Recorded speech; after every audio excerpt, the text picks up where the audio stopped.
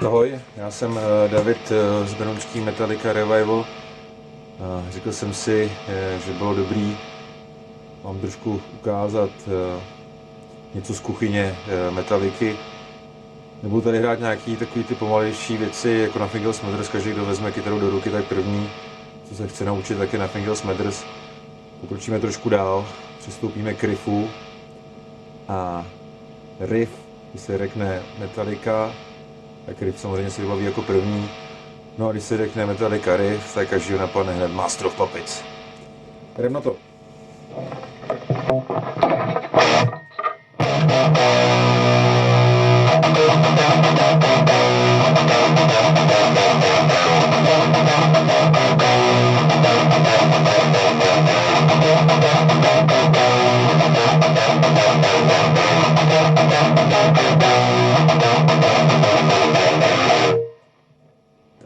Možná taky trochu pomalejš.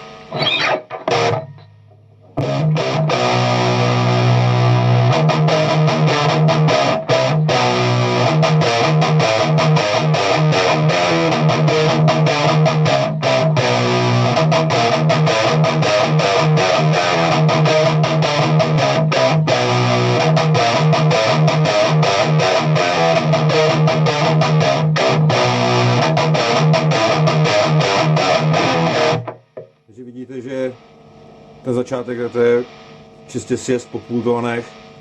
Tím to hraje někdy i tady.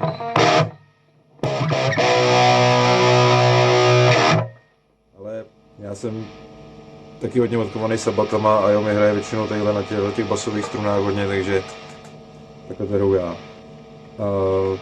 Co ještě dobrý k tomu říct, tak práce pravý ruky je strašně důležitá u Metallicy. Když se podíváte na jakýkoliv video, tak Hetfieldovi prostě ta ruka strašně pracuje. Takže žádný střídavý úvozy u toho riffu, co jde zahrát dolů, tak prostě zahrát dolů. Jinak to není Metallica. Tak přistoupíme k riffu číslo 2. To je můj oblíbenější.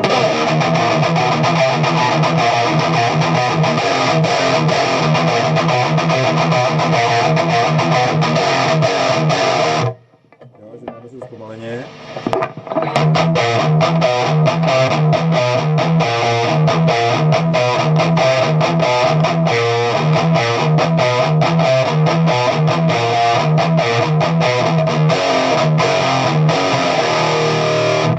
Ten riff se tam hodně prolíná, je různě strukturovaný, někdy je zakončovaný těmahle vlastně slidama dolů.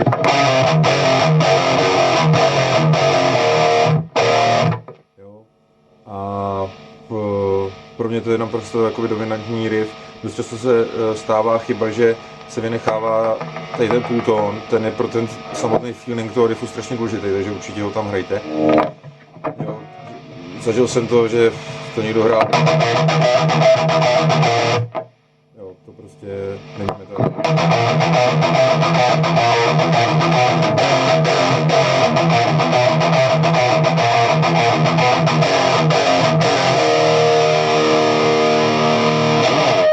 Jo, ta celá část je zakončená, hraje to Hammett, takový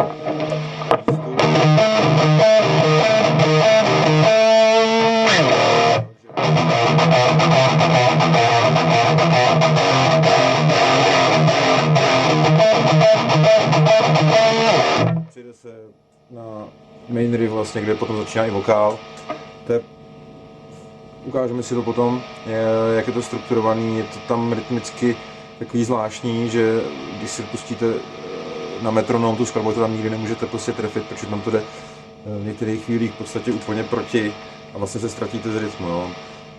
Metallica dost často má vložený takty v těch skladbách, že vlastně jedete klasický 4/4 a najednou je tam tak bum, já nevím, 7/8 a pak se zase vrátí zpátky, čili na metronom prostě těžko Metalliku zahrajete, tak aby to bylo prostě přesně. Ukážu ten riff.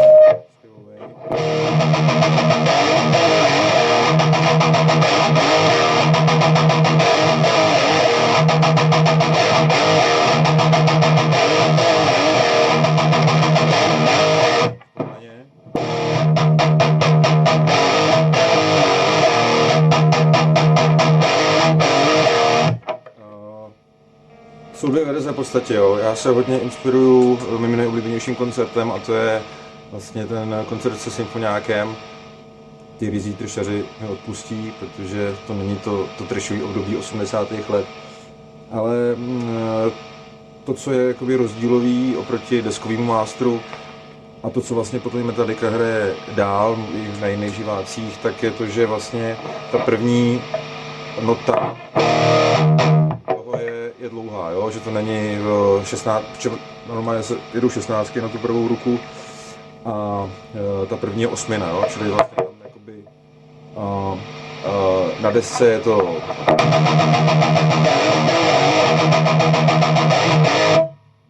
to je desková Metallica a živák od nějakých 90. let.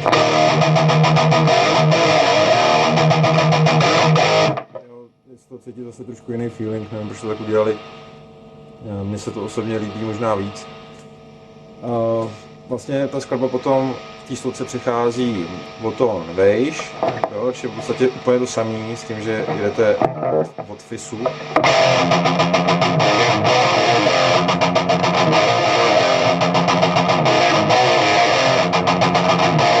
A celý konec. Jo, čili pomaleně.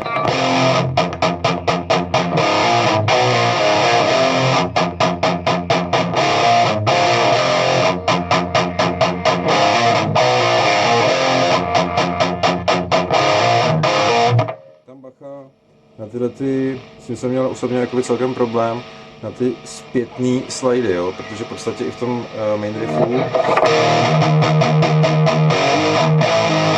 tak vlastně jdete slide nahoru, slide dolů, slide nahoru. To občas může být problém. To bacha na zpětnej slide. Na to jsme ukázali, čili přijdeme dál.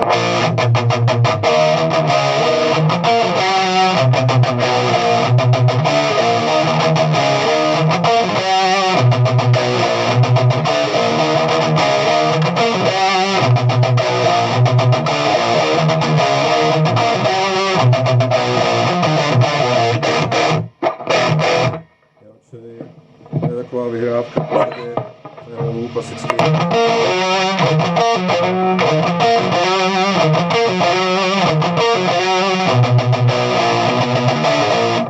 Zase je na vás, jestli to hrát střídavýma uvozama nebo dolů. Tady asi si myslím, že klidně je možný to hrát střídavým uvozem.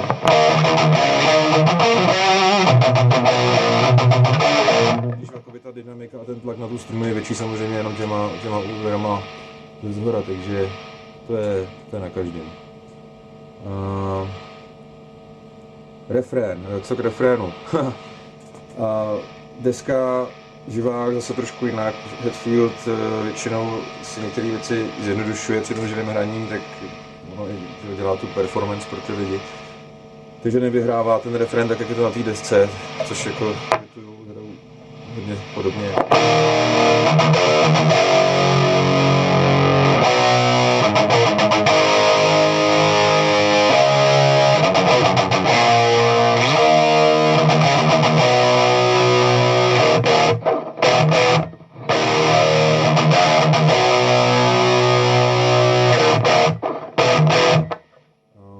Zase EF, tohle konce to nemá smysl tady zmiňovat, to si každý může najít v tabulaturách.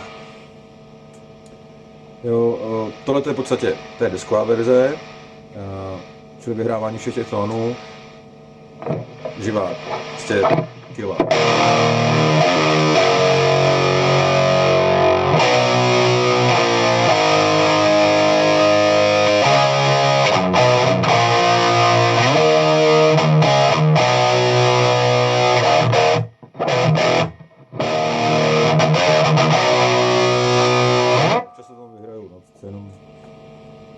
Když je nálada, tak proč ne, jo? Pak v podstatě rekapitulace zase ten můj nejoblíbenější riff na Mastru.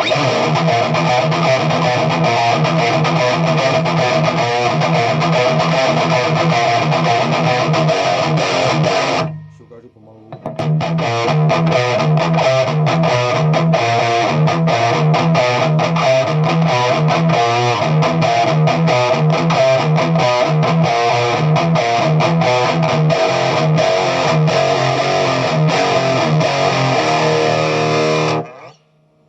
Samozřejmě, jako když si ten riff dostatečně zažijete, můžete tam dělat skopičníky, jako dělá Hetfield, jenom už ten riff je kolik, no, 35 let, nebo nějak tolik, takže, jo, 35, to bych přehnal, 25. Takže ono, když nějakou skladbu hrajete 25, tak už tam prostě vymýšlíte různý skopičníky, takže jsem zažil třeba, že hraje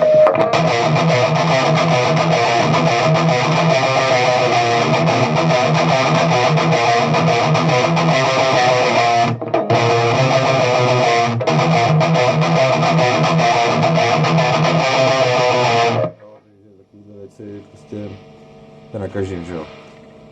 V podstatě ta forma je následující, opakuje se tam celé to kolečko, vlastně zase zpěv Ečku, zpětný slidy, přijde to na fizz, pak je tam ten zvrat vlastně na to háčko.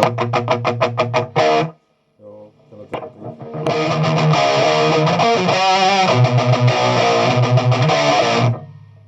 tam Hetfield dost často dává zpívat lidi, Controlling Faster, že jo. A pak je zase refrén. Podíváme se na tu čistou pasáž.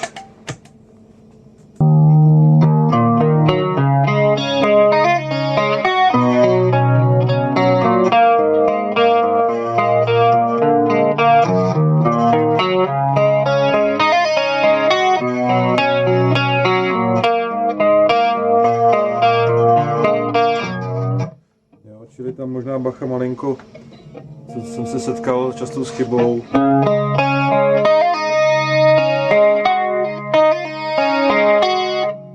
Ten oblouček se ten jakoby proštudovat, protože zase dává to tomu jakoby něco víc, něco, co právě odlišuje tu metaliku od toho průměru, jo? Čili na to se dát pozor.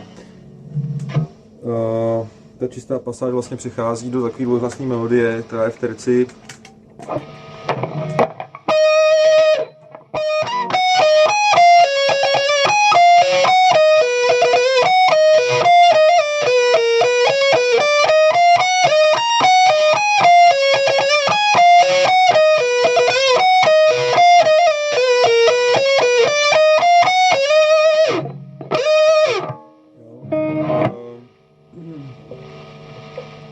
Já tam hraju vlastně takový ten první hlas, což hraje Hetfield, kolega tam hraje ten druhý. Samozřejmě to je zase věc, kterou je Metallica hodně slavená a hodně jaksi jako rozeznatelná a čekaná od ostatních. Různý ty skladba těch melodií, dvojhlasy. Každá ta deska v 80 je jich plná, Black Album, taky jich tam najdete dost. Takže tohleto je taky velice zajímavý. Pak je tam vlastně Hetfieldovo solo. Jo,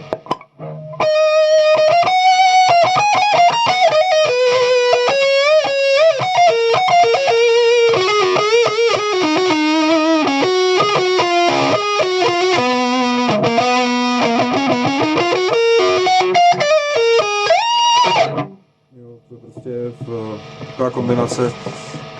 V podstatě jako všechno to je v emo, všechno to je v těch klasický metalový stupnici, ale dost často jsou tam přidaný nějaký půltony navíc. Často jedná o dis, což je vlastně jakoby i v té dvojhlasné melodii. Jinak v podstatě je to jakoby ajolka klasická emová, jo.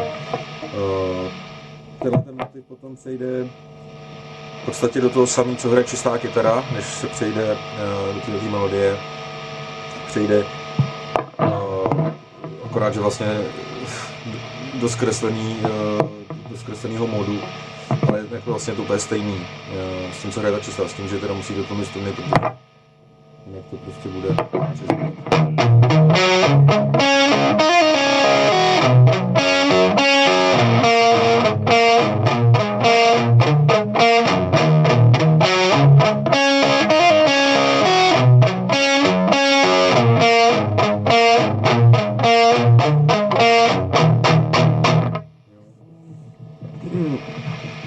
myslím, že to je dostatečně pomalý na to, abych to tady ukazoval ještě pomalejš. Pak to přejde do hodně oblíbený pasáže všech fanoušků, že jo, Master, where's those dreams when I'm in after.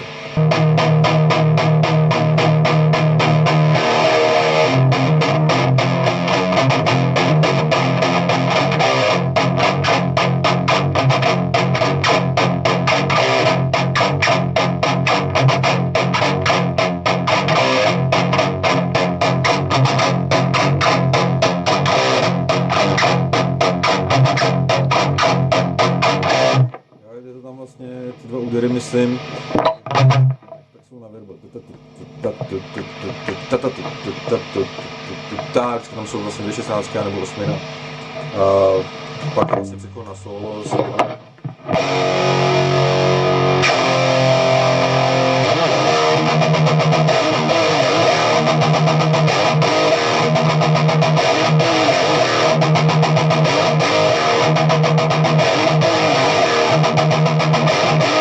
Nebo tady předávat celý, prostě to je úplně to samé, co najdete v těch sloukách. Tam se zase Hammett ukazuje, nějaký bravurní kytarista. Pak je pasáž, celkem složitá, protože tam jako je výjezd hodně rychlej, zase jsme v E-molu, jak jinak. Jsou tam dvě možnosti, jo. Zase disková verze, živá verze.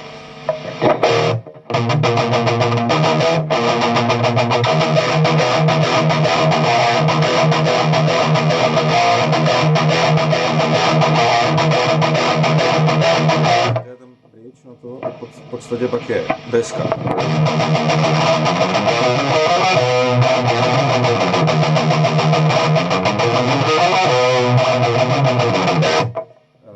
Živák, zase malinkého zjednodušení, ale zase na druhou stranu zvýraznění toho celého, že to je na bicí.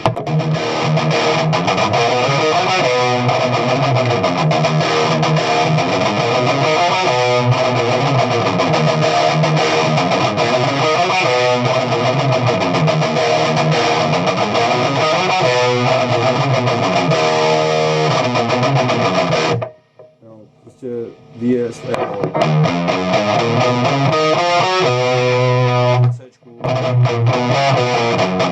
samozřejmě, jak jinak než trilky, to zase je takový výraz a atribut Metallicy, prostě komplikovat si život co nejvíc, ale prostě to je, jak říkám, to je to, co odlišuje je od těch jiných. Jo. Ten motiv, když skončí, vlastně, co se dostal nakonec, jsme zase zpátky na main riffu, zopakne se to celý. Na konci ještě úplně, vlastně když projedeme poslední refrén, tak úplný konec, tak tam jenom upozorním, se přetáčí kopák verbal, což působí tak, že ta kytara tam hraje něco jiného. Tak to působí, když vlastně člověk to neví, jak je celá ta skladba strukturovaná. U Metallicy to najdete často, v Orionu, v Black Endu, ale ten riff je prostě stejný, prostě ty bicí se tam změní a tím pádem se změní tak trochu i ta skladba, jo. Čili, ale je to furt to samý. To, co vlastně, úplný konec, to je to, co se hraje ve sloše, vždycky vlastně v tom Ečkovém motivu, to tam jedete.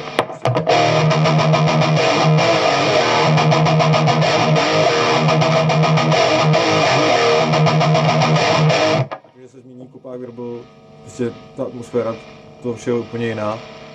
No a pak už jenom výsměch, že jo.